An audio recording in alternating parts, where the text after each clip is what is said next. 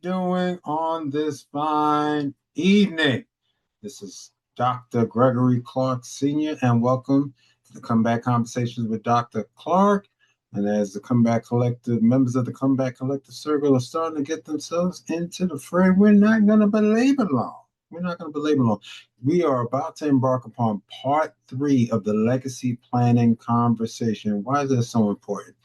Because this particular arc is about recognizing that wills, trusts, those particular financial instruments, or what some of the things that initially the rich that start to move towards the wealthy and then attempt to get themselves cemented as affluent utilize.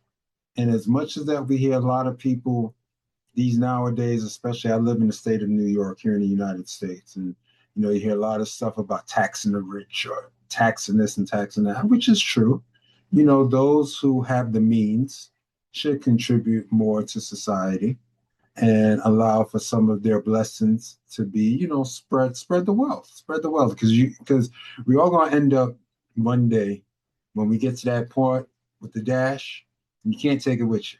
So you start to recognize why a lot of people or a lot of individuals who are affluent start to create those foundations and things of that nature so that they can start to share their wealth for those that, create those opportunities, create those openings, I'm saying, paying it forward. And so, but I do have one fundamental caveat that I would always say. And I always go back to something that I remember Dr. Frederick Eichencoder. Some of you may have known him as Reverend. I met the man. I was around the man. I know the man. I met the man. It's not just hearsay and I read a book, and that's part of what the business of living or how I get my framework about the game of life. And you recognize that life is a game. You're supposed to play to win. You're here. You're not here to play to be second best. You're not playing. You're not living this life just to exist. And so life is about a business. But something he always eloquently stated is that if you curse the rich, you'll never be like one of us. And I'll never forget the very first time that he said that statement. It caught me aback a little bit because I was like, wait a minute. So basically, what you're saying is if you talk bad because you have the power of the tongue, or you start to think bad about the rich and things of that nature, that means what you're actually doing is repelling all of those probabilities or possibilities from landing in your hands or landing on your doorstep, or you're saying that things are so hard, or you start creating all this cancel. You start creating all these scenarios in your own self, in your own mind that doesn't work. So, this little mini monologue that I'm sharing is about recognizing that you are empowered to be as great as you so choose to be. You are here to be as affluent as you so choose to be. You are here to protect your assets. You are here to have the right instruments. You're here to have the greatest investments. You are here to live an abundant life, not a mediocre one, not one that's just sitting there and says, oh, I'm just here. No, you're here to be as expressive, be as powerful as you so choose to be. So, especially if you're here as a part of the Comeback Collective Circle, recognize that this community is never about minimizing you or never putting you in a space where play small. I know myself and Dr. Cheryl Clark, we're going through some major transitions in our respective lives these days. And with those transitions, you got to get out of the comfort zone. And that's why she has her Girl You Cute series, which you can share or, follow her and make sure you're with her every Tuesday morning, 8 p.m. Eastern Standard Time when she is live on YouTube at that particular time. Make sure that you're part of the Speak Your Power Now, effort. And, she's centering around the Girl You Cute movement, which is, we're shaping those things for young people. And for me, Life in the Huddle, that great book that I wrote that you have the ability to get right now, your copy on Amazon. Life in the Huddle, we're formatting it and doing all the stuff behind the scenes to make sure that is ready to assist young men and young boys. And the reason why is that so important is that if we're not willing to do things outside of ourselves, that's going to be uncomfortable. It's not comfortable saying that you're standing in front of a classroom. It's not comfortable for an educator to be able to, every year when they first get that bunch of students. It's always uncomfortable. It's uncomfortable for the teacher, and it's definitely uncomfortable for the student. But when we can allow ourselves to work cohesively, you start to see how things start to magnify and magnetize yourself to you. So never repel those opportunities to become as wealthy, as affluent as possible. Because as Reverend Ike stated, money is a high class woman. She only goes where she's respected. And money is a vibration, not the love of money. I didn't tell you anything about loving money. I said to go out there and go get as much as possible. That's a mandate on you. And recognize that you are as powerful as you so choose to be. And as we see and then we think about other individuals in our community, we understand how gas prices are getting higher. We're understanding how it's starting to affect the food chain and the whole supply chain, even to what was shocking me and something that Ms. Johnson shared with me earlier. And then when I, did my own quick research on it, she was totally right that, you have countries now. What would be ever? What would we ever get to the day that certain countries, close to 70 countries, are saying we're not sending nothing to the United States. We're not shipping stuff over here. Where would you even think? What in some twilight zone that my wife likes to look at every single evening? Kind of fantasy is that? That countries will say, "No, we're not even shipping stuff to the United States," based upon how that administration is treating the global commerce, all the stuff that's happening geopolitically when it comes to gas prices, because we're not the only ones affected. And as much as that is hurting our pockets, or where I would say, let me rephrase that. Let me pull that back. Not hurting our pockets, but as we become aware of how it's impacting our decision making, other countries are going through that as well. So, Ms. Johnson, before we go any further, why don't you share a little bit what you brought to my attention? And it was just a shock to me that, to see that, and these are allies. This is not something to say, oh, these are countries that don't like Americans. No, these are these are people that we can recognize are our allies.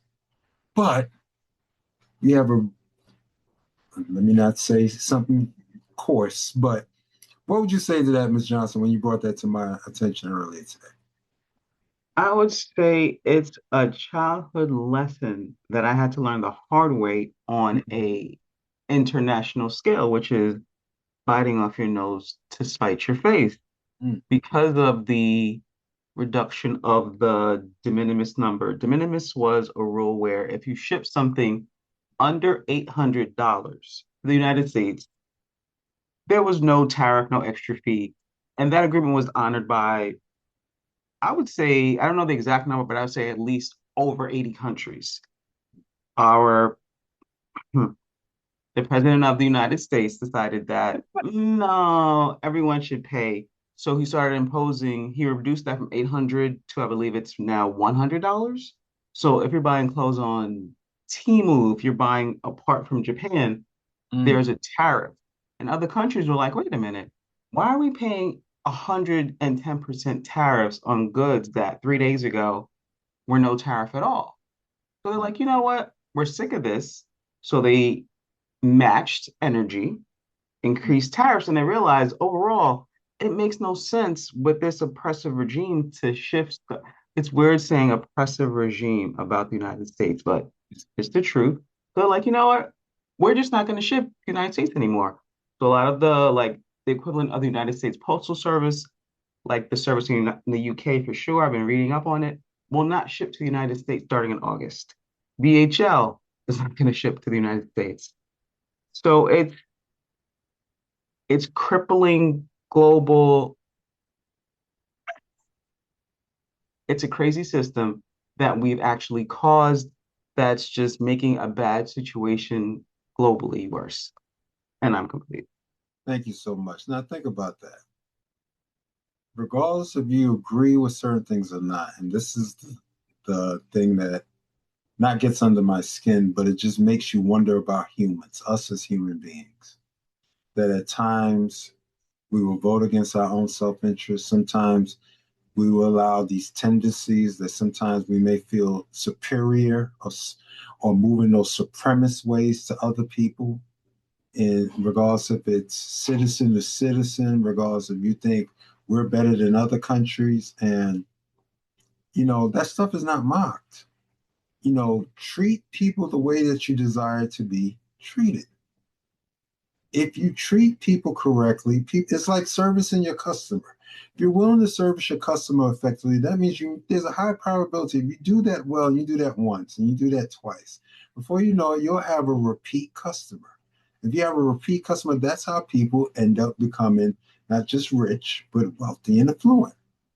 And you figure out what it is that you're doing well, and you keep duplicating that, and you keep duplicating that. Well, as we can recognize that the current president of the United States, other than being a good marketer, has never really done business well. He's always tried to cut corners. He's refused to pay people. He has run, businesses that's supposed to be cash cows into the ground, into bankruptcy. And now, because of cryptocurrency and all this other stuff that, as we're off, in these spaces of fiat money, and, you can do your research on that. Because remember, at one time, the United States was on the gold standard, and President Nixon, who at one time was the worst president ever, he's been trumped, play on words, but got us off the gold standard. And ever since then, things have just went skyrocketing, because even during that time, that's what led to the oil embargo. That's when it led to the oil crisis in the early 70s, when I was still a young child. And you think about that today, it's like, wait a minute, you started a war that you're about to almost, as what they're claiming in the media, that we're close to an agreement. And when you really think about the agreement, then why do we go to war? Because another country kind of prodded you into showing that you got a little muscle. That's bullying. That's the reason why we're getting so much major pushback globally. And, as Miss Johnson brought that to my attention, it just lets you know that's why it's never good to be a bully. It's never good to be so, that doesn't necessarily work in the long run. And it's not beneficial when we start to go through that. Dr. Shaw, what do you think about that? Because I know, Dr. Shaw sometimes likes to, go online and get certain things from certain spaces. It may not be some of the places I shop at, but, you respect everyone's, viewpoint. So what do you think about that, Dr. Shaw, as, when August rolls around and you may not be able to get certain things that you desire? For me, I just think thank God for Nicole to brought that to our attention. Mm-hmm. So it just makes you mindful of how you spend your dollars, how you circulate your dollars. And I think everyone in the country is feeling the shift. And if you're not flexible in this season and informed in this season with your dollar, you could get wrapped up and could get annoyed. So I think I'm thankful for the community, because neither one of us knew about that. And, about the shipping costs. And even I was looking on the news and they talk about the ceasefire. Is it really ceasefire? What is, it's a whole lot of stuff going on in our community right now that we really need to look at in our backyard. What does it mean for our specific state? Dr. Clark and I went away, for a work trip. And I was saying, I wonder why this state has this the way it does. And he says, each state has their own laws. Each state has their own way of doing something. So you have to think about that. We may be from New York or New Jersey or Florida or whichever, but we have to be informed of what is actually going on in our backyard. So this is really important. So to go to your statement is, I'm now, before I order something, I'm going to look and see how long is shipping. Is there an extra cost for shipping? How long will it take to get here? Because I'm noticing that Amazon Prime is not Prime anymore. It doesn't get to me I don't know if I used to say, okay, I could wake up tomorrow and I can assure you that my package is there. And that's not true anymore. I ordered something on Monday. I didn't get it till Friday. That was like, wow, for Prime? No. So you got to be informed about what's happening. And I thank God for this community that keeps your breast informed. And I'm complete. Thank you so much. Mr. Sampson, I don't want to keep Mr. Sampson out of the way because I know as the Jay-Z of funeral home directors, I know there's probably certain things in certain places or certain ways that he has to order certain things. Do you think that this will impact your business in any type of way, Mr. Sampson? Not particularly. Everything we get is local, thank goodness. Amen. Everything we get is local. But the cost, yes, definitely the indirect cost for the merchandise for our vendors that get things from other places. But all of the vendors we deal with are local. And I'm driving, so I'm complete. Thank you. No problem. No problem. No. Stay safe on the road. You'll be listening in the background. That is great. And Mr. Franklin, you're here. You know what that shipping, some of your products or some of the things that you use to facilitate and to get certain things done as an entrepreneur, will that affect you, potentially, some of these countries not willing to ship to the United States? Could that affect your business, Mr. Franklin? Not really. I haven't seen any change. I've been buying my regular products lately, so I really haven't seen any changes. Not here in Florida, and not locally either. I'm complete. Okay, that's good. See, get different perspectives. Up here in New York, we can see the difference. Go ahead, Mr. Sampson. Yes, as the gentleman was speaking, the big effect for us directly is the fuel because of the limousines that we have.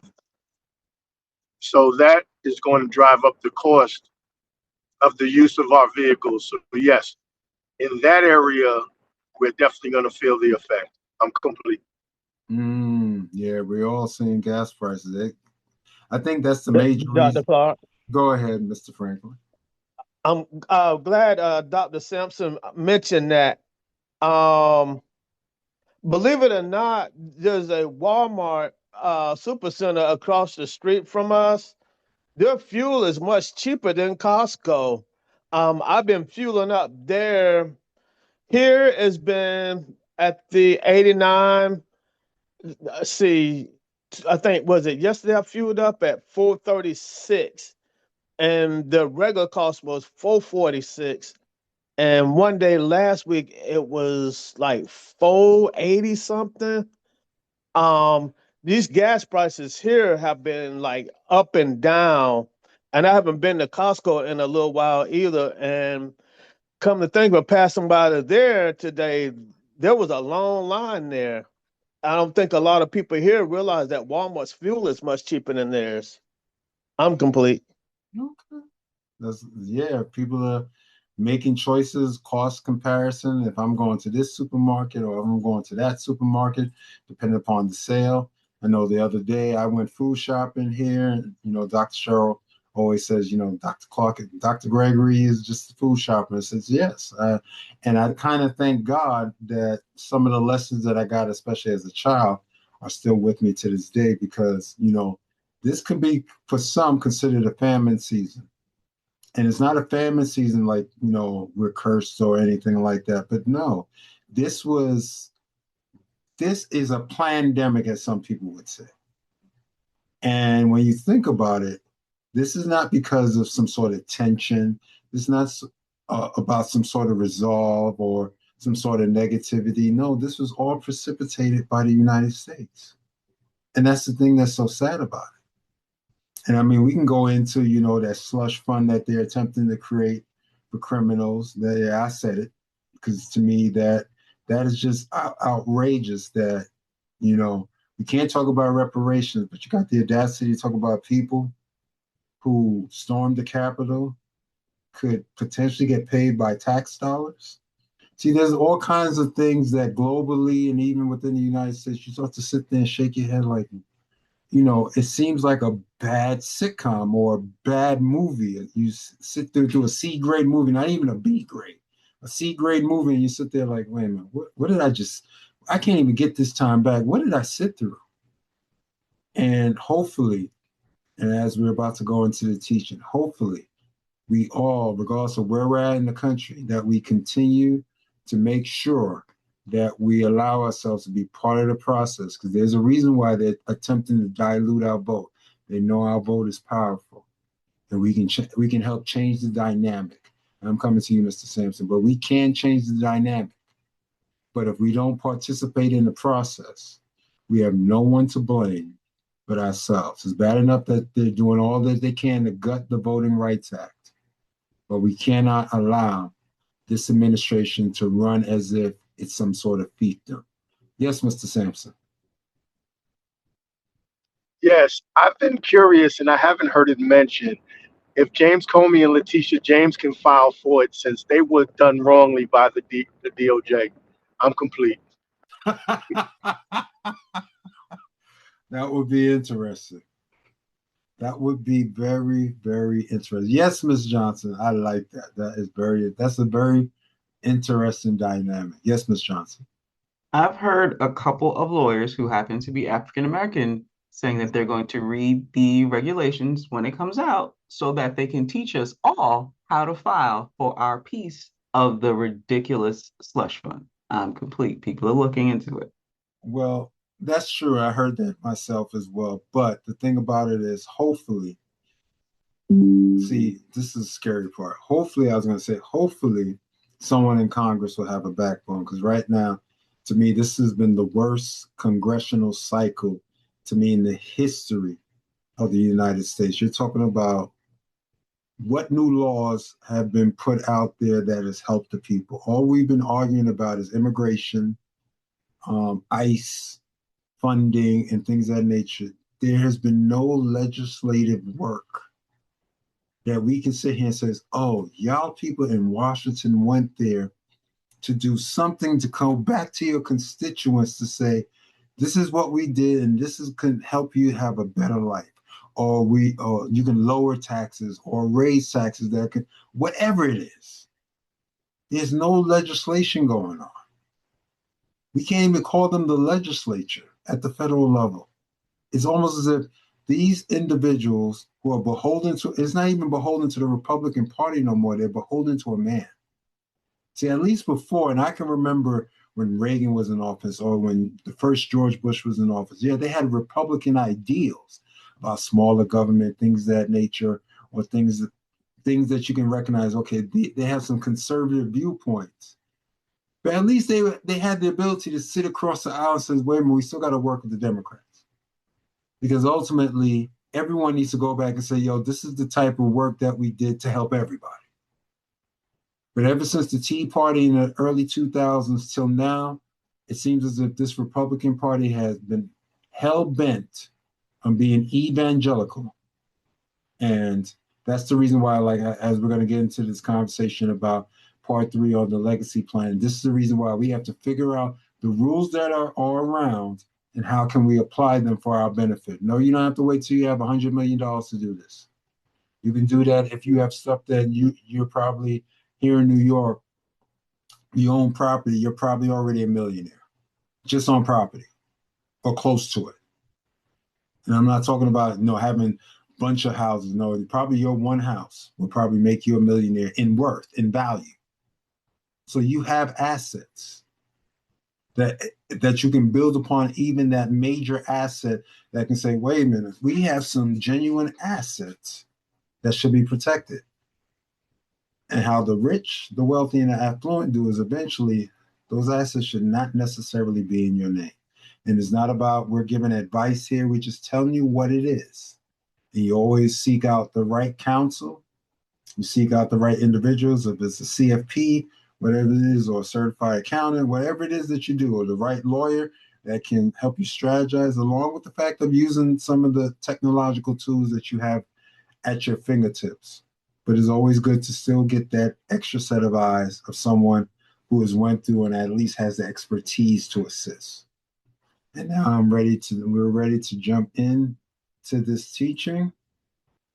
And let's see, it should behave. Okay. And I know Miss Johnson always lets me know what is going on. Do we have any squares, boxes, any of that stuff? We are delivered and set free. Jesus. You know, God is a good God. No, I'm sorry. This ain't Sunday service. So for part 3, we start with tax reduction strategies. We're starting with tax reduction strategies. And that's why I prefaced before I jumped into this and, part of the monologue today about, talking about the rich, because everybody wants to tax the rich, take their money. They're supposed to pay more. So yeah, that's true. But if you have the right strategy and you're not breaking any rules or you're not breaking any laws, you should be able to attempt to keep as much as that you earned. You don't want to do all this great work while you were alive to pay the government 55% in estate taxes, not on top of the regular other taxes. And it's like, wait a minute, you didn't properly have a strategy. And so all of this that you did was for nothing because you, in some ways, were being cheap. And that's why there's a big difference between being frugal and cheap. Frugality is not a bad thing. Rich, wealthy, affluent people are frugal. That's why they don't have to walk around and wear their wealth. But being cheap is something else. So, Miss Johnson, can you read that first paragraph for us? One of the most powerful and often overlooked aspects of legacy planning is the strategic reduction of your taxable estate.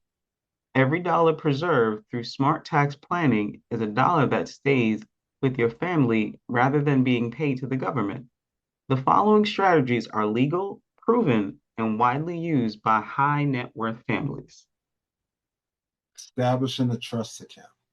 We talked about that the first 2 parts and arcs. So if you missed those, you can definitely go to my YouTube channel at Dr. Gregory Clarke Master Coach, and you can catch those episodes. I believe that's episodes 58, 59, okay, 16, 6, no, 59 and 60, because 61 and 62 we dealt with life in a huddle. 63 and 64 was part 2, and then these episodes, when they get uploaded, will to complete the arc. So you hear us talk about trust accounts. It's about recognizing you don't have to wait to say, oh, I got to be a rich person to have a trust account. That's far from the truth. Those are lies that they bandied about to keep people in a particular bracket, not recognizing that there are strategies out there. Just like I said, you can only own one home. You'd be surprised that one home could be the thing that can be the space where it can generate, depending upon how you have it leveraged, could be the thing that leverages your opportunity to grow and be experienced. And I think about as a caveat, as a sidebar, about the gentleman Byron Allen. He started as a comedian. I remember back in the day in the 80s when he was on the show, it was called That's Incredible.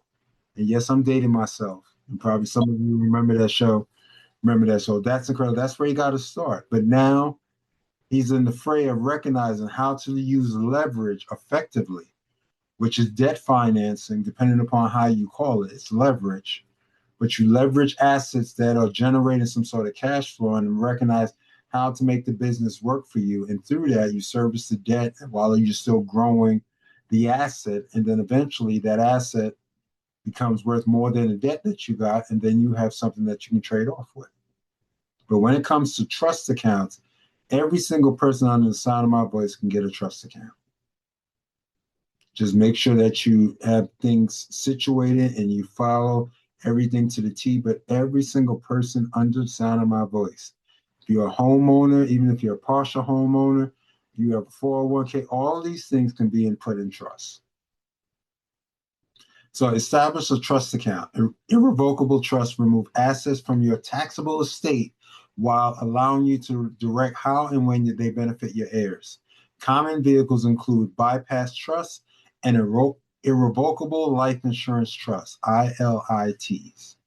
And why is that so important? Because that's how the affluent are able to continue the process of generational wealth. You think grandpa, who's worth a billionaire, has stuff in their name?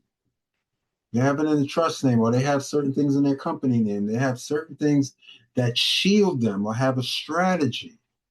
Now, not everything is just always in your name. And I'm say it like this, and some people may get offended, and hopefully that's not true.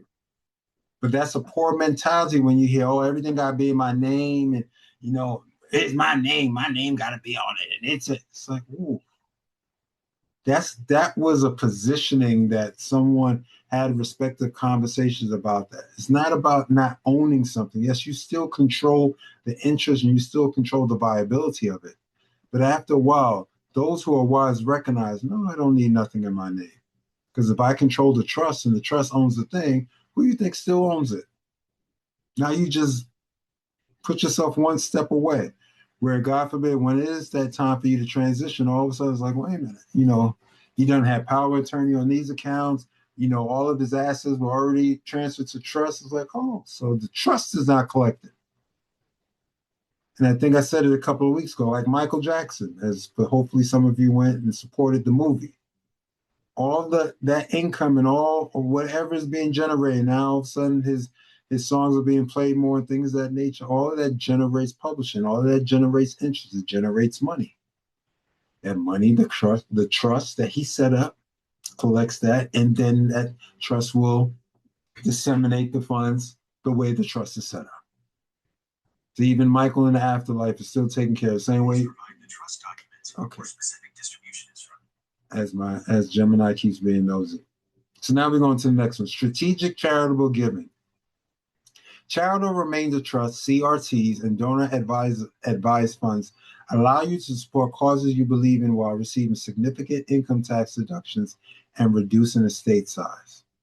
That's why when you see like the Bill Gates of the world, or the Warren Buffetts, or even Jeff Bezos now, all these individuals says, oh, these seem to be very nice people. They're creating all these foundations and trusts, and they're donating $2 billion to that, or $150 million over there. No, that's excellent.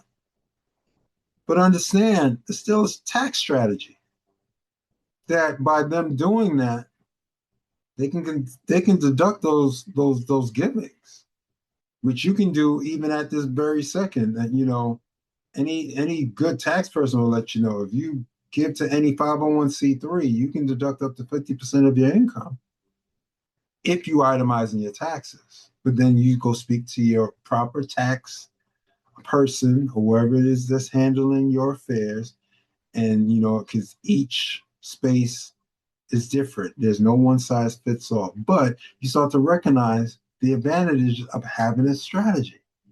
Where people say, oh, I'm a healthy giver. That's good. That shows charity. That shows the Zedekah being in place and moving in effectively and powerfully. But recognize that it's also a tax vehicle, tax reduction vehicle as well. And strategic giving.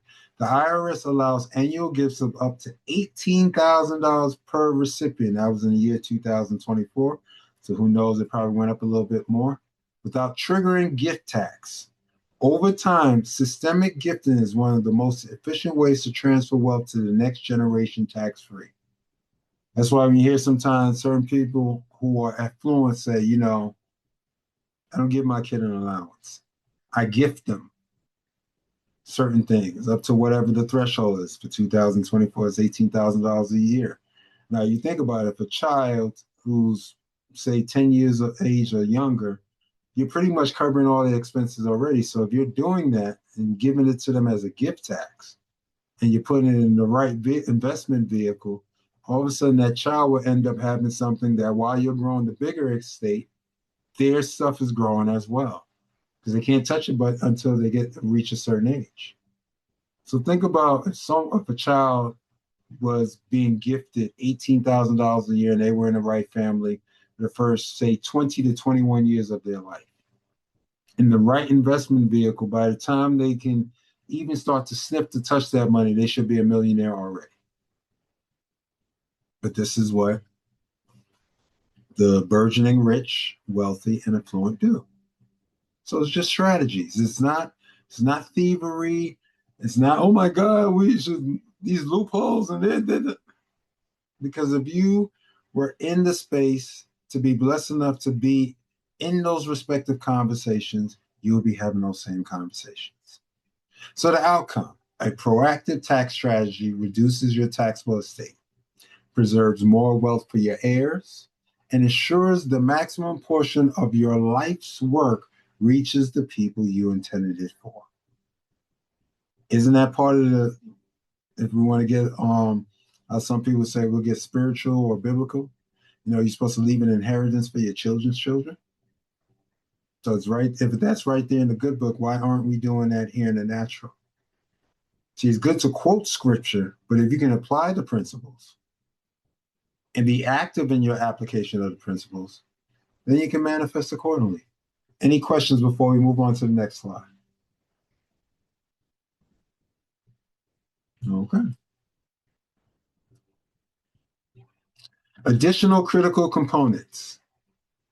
Dr. Cheryl, can you read that next slide for me, please? Next paragraph. Additional? No, the paragraph. The paragraph. A truly, is that what you're asking me? Yes, ma'am. Thank you. A truly comprehensive, let me move over my phone. Estate planning extends far beyond a will and a trust. Life is unpredictable, and your plan must account for the scenarios that occur while you are still living, not just at the moment of death. These components ensure that your affairs remain in a trustworthy hands no matter what life presents. Here are some of the critical components. A durable power of attorney. That means you're designating a trusted agent to manage your financial and legal affairs if you become incapacitated. Without this, your family may be forced into a costly and time-consuming court guardianship process. It reminds me of the show Different Strokes, that when you think about Arnold and Willis, their mother, who was so good to Mr. Drummond, that when she transitioned, by her being around someone who was affluent and was pretty much, a wealthy individual, she strategically recognized that even though she was from Harlem, she mandated that the fact that when she transitioned initially, because remember the first couple of seasons, they were just in guardianship. She left it there that, Mr. Drummond would be able to take care of her children, but he never adopted them until later on in the series. So that durable power of attorney showed that this woman was still wise, even though she was just a maid. She was wise beyond her means. She was wise enough to say, wait a minute, I've been around these individuals, around the affluent, around the wealthy. I'm hearing they talk. And she went in action. And even though initially it was just, okay, we're living in this great house up the east side, this, that, and the third. And eventually that moved into Mr. Drummond ended up adopting them. And he still said, keep your name. That was one of the greatest parts of that whole show. It's like, wait a minute, your name is going to be Drummond. You're still your last name. Still keep your last name, but legally, you're part of my family. And it was a great testament. So durable power of attorney is so important. Guardian designation for dependents, especially if it's small children, formally names who will raise your minor children or care for dependent adults in your household if you're no longer able to do so. That's another important point. Because sometimes we just so focus on children that we don't recognize, like they say these days, Gen X. We're in that particular generation where we're kind of in the middle. Because there are times that we still have individuals in our lives that are younger than us, who are, some of our children who are still actively living in some of our homes that we own. And then at the same time, we have adults who are our elders who are also covering and taking care of as well. So as we're in that space, is not only just looking at, okay, how do we take care of minors, but if you know that you're responsible for your elders, which we all should be in some space or form or fashion, because we should never forget our elders, not that they're old, but you never forget your elders. You start to recognize that, yo, you have to have that mandate as well. It's like, yo, this person who I have to consider as well. So that guardian designation, because eventually even your elders become your dependents. Updated insurance beneficiaries. Now, this is a major caveat that a lot of times, at least once a year, or however it is, you should be looking at your paperwork to make sure that you have everything strategically situated properly to make sure that you have the right beneficiaries, especially when it comes to your insurances. Beneficiary designations on life insurance and retirement accounts supersede your will. Outdated designations can redirect assets to unintended recipients, a critical and commonly overlooked error. Now, I divorced that woman, or I don't want that man to get that. Well, I mean, you still kept his name on that thing. And now, I don't know, because of emotion or feeling or whatever, this is what's on that document.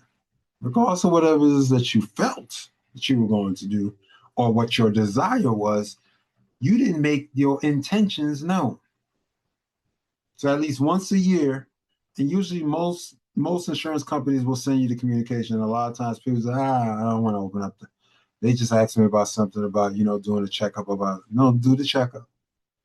Make sure that right individual that's supposed to be the beneficiary of those proceeds is the right and true individual that's supposed to get them. And retirement account alignment. Ensure that your 401ks, your IRAs, and pension accounts are aligned with your overall estate plan, including proper beneficiary designations and distribution strategies that minimize tax consequences for heirs. That's what I talked about a little bit earlier. Yes, your 401k if you're a worker. You say, oh, that's just my retirement account. Hey, you put that in trust. There are ways. Your IRA, your pension, stuff like that. No, there are ways to make sure that what you earned and what you're supposed to be receiving is still going a little bit longer even after you transition. But people would say that, oh, that's this and that's there. No, that's about being as wise as a serpent and harmless as a dove. And too many times us black and brown people want to quote one part, I'm not going to be a serpent. Well, God created the serpent as well. So be as wise as a serpent, harmless as a dove. And the overall truth for this particular slide, legacy planning is not only about death, it is about life. A plan that only activates after death leaves your family unprotected during your lifetime. And we should not be moving unprotected. Because there are times you have to be in those spaces where even if you don't like using debt, sometimes you have to leverage things. But you're leveraging it for the right thing that you're going to build an asset. That means at least you're tapping into debt to get an asset, not just to pay bills, not just to be more beholden to the lender. Because eventually you should be the lender and not just the borrower. Any thoughts or questions? Any thoughts popping up before we move on? Excellent. Financial literacy integration number 3. Now, if you're looking for the first 2, you got to go back and check some of the previous episodes. Shameless plug. Make sure you become a subscriber. Turn your notifications on. We would love to have you. We love you as a subscriber, and with your notifications on, especially when you see the new episodes pop up, you'll get that.